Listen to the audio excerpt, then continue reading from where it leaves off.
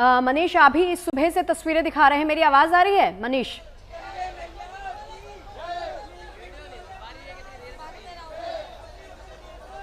मनीष, आपको मेरी आवाज मिल रही है तो तस्वीरें दिखाइए जरा। इस वक्त कितनी रौनक है। ठीक से नहीं जी आ रही है। जी, आप दिखाइए तस्वीरें। बिल्कुल, मैं आपको रौनक दिखाता हूँ कितनी रौनक है। आप देखिए दोपहर का वक्त हो चुका है। अमूमन दोपहर में लोग निकलते नहीं है, लेकिन दुधेश्वर नाथ मंदिर में भक्तों का भारी जमावड़ा आप देख सकते हैं। यहाँ पैर रखने की जगह नहीं है। तस्वीरें फिलहाल मैं आपको सिर्फ कतार के दिखा पा रहा हूँ, क्योंकि अंदर जाना, वहाँ से बात करना बहुत ही मुश्किल काम है।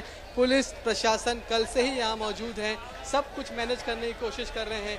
जैसे ही भीड़ बढ़ती है, आगे से लोग बोलते हैं एक लाइन में आइए, एक लाइन में आइए। कहने का मतलब ये है कि जो लोग हैं वो लगातार यहाँ पहुँच रहे हैं, और यहाँ पर सबसे बड़ी संख्या में कांवड़िए पहुँचते हैं। वो कांवड़िए जो हरिद्वार से लगभग 300 किलोमीटर दूर से जल लेकर आ रहे हैं, पैदल आ रहे हैं। सोचिए, उनकी यात्रा के बाद, इतनी लंबी यात्रा के बाद पैरों में छाले पड़ते हैं, और फिर सामने जब आपको दुधेश्वर नाथ मंदिर दिखाई पड़ता है, आपको एहसास होता है कि बस अब बाबा से अब कुछ ही कदम की दूरी पर हैं, तो उनके मन में किस तरह की श्रद्धा और ऐसा जागता होगा। अब देखिए लोग कितना जल लेकर चले हैं। बोले बोले कितना जल है आपके पास? 15 लीटर। 15 लीटर कहाँ से लेके आए? हरिद्वार से। बद्रीनाथ। ऐसा ही कंधे पे रख के लाए?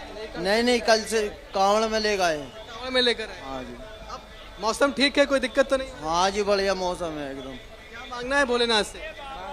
बस दुआ ही हुआ, बस ठीक ठाक रखो, बस ज्यादा कुछ ना मांगना कुछ। ठीक ठाक रखो, अगली भी कांवड़ यात्रा करने पाए। ठीक है।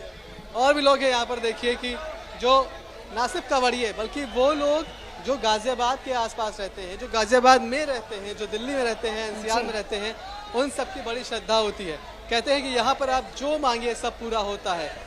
शिव के सबसे बड़े भक्त रावण और उनके पिता भी यहीं पर पूजा किया करते हैं। हर हर महादेव। देव कहाँ से आया?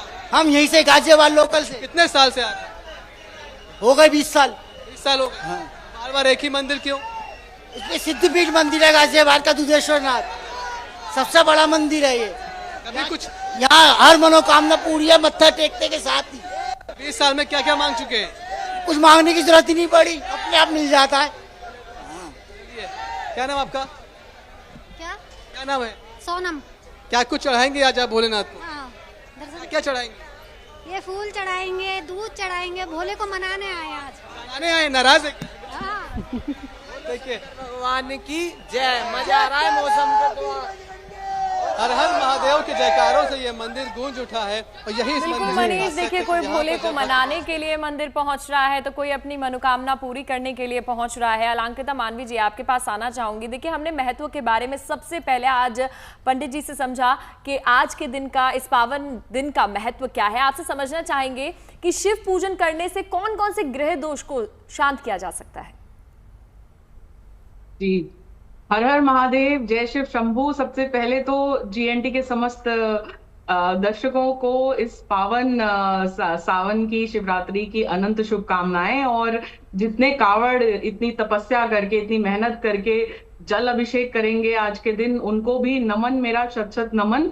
और यहाँ पे मैं बताना चाहूंगी कि अक्सर बहुत लोग ये सोचते हैं, बहुत भक्त ये सोचते हैं कि आज शिव पार्वती का विवाह हुआ था, लेकिन पौराणिक कथा जो असली है वो ये है कि आज के दिन जो प्रभु हैं उन्होंने ज्योति स्वरूप में अपना निरंकार रूप दिखाया था, और उस निरंकार रूप को सबसे पहले ब्रह्मा जी ने और विष्णु जी ने उनकी उपासना की थी, उनके उस ज्योति स्वरूप की।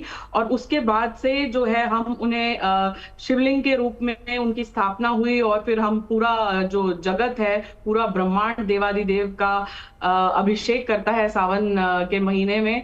और दूसरी कहानी ये है कि यहाँ पे पार्वती माँ ने प्रभु से कहा कि प्रभु आप तो जो हैं वो शाश्वत हैं, आप जीवन मरण से परे हैं, आप अनंत हैं, और हम जो हैं वो जीवन मरण के चक्र में फंसे हुए हैं।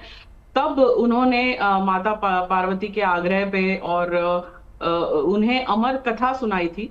और कहते हैं कि उस अमर कथा को दो जो कबूतर हैं उनके जोड़े ने भी सुना था। तब भी जब हम अमरनाथ जाते हैं तो अमरनाथ में हमेशा वो जो दो कबूतर के जोड़े बैठे होते हैं, वो इसी बात का प्रतीक है कि उन्होंने अमर कथा को सुना था, और अमर कथा में वो सारी बातें हैं जिस तरह से मनुष्य जो है वो मोक्ष प्राप्ति की ओर जा सकता है। बाकी बात करें अगर नव ग्रहों की, तो आज के दिन अलग अलग ग्रह को शांत करने के लिए अलग अलग तरीके से हम आज जल अभिषेक कर सकते हैं। जैसे कि अगर आप अपना गुरु जो है बेहतर करना चाहते हैं, तो आप आज प्रभु को थोड़ा सा केसर और इत्र डालकर आप अभिषेक करें। अगर आप अपना बुद्ध बेहतर करना चाहते हैं, तो प्रभु को बेल पत्र, धतूरा, भांग अति प्रिय है, वो आप जरूर चढ़ाएं, और थोड़ा सा केवड़ा डालकर प्रभु को आप अभिषेक करें, तो इससे आपका बुद्ध बेहतर होगा। अगर आप चाहते हैं कि आपके जो ग्रह हैं, जैसे कि आप के जो दूषित जिन ग्रहों से हम डरते हैं, राहु केतु, अगर आप उन्हें शांत करना चाहते हैं, तो आज के दिन आप प्रभु का जब अभिषेक करें तो उसमें थोड़ा सा शहद और गन्ने के रस से आप उनका अभिषेक करें। प्रभु को जो है वो फलों का रस जो है वो भी अति प्रिय है, आप उससे भी प्रभु का आज के दिन अभिषेक कर सकते हैं। और खास बात यह है कि प्रभु जो है वो कहीं ढूंढने से नहीं मिलते। अक्सर पार्वती माँ ने प्रभु से पूछा था कि आप इतने दयाल हैं, इतने भोले हैं, आप सब पे जो है कृपा दर्शा देते हैं, तो कुछ ऐसा बताइए कि आप तक पहुंचना जो है या आपको पाना जो है थोड़ी तपस्या के बाद ही आप मिलें। तो उन्होंने कहा था कि कलयुग में जो भक्त हैं मुझे सब जगह ढूंढेंगे, लेकिन जहां वो मुझे ढूंढेंगे नहीं, वो उनकी खुद की आत्मा है, खुद की अंतरात्मा है, और वो सभी के अंतरात्मा में वो जो शिव तत्व है वो वहां है।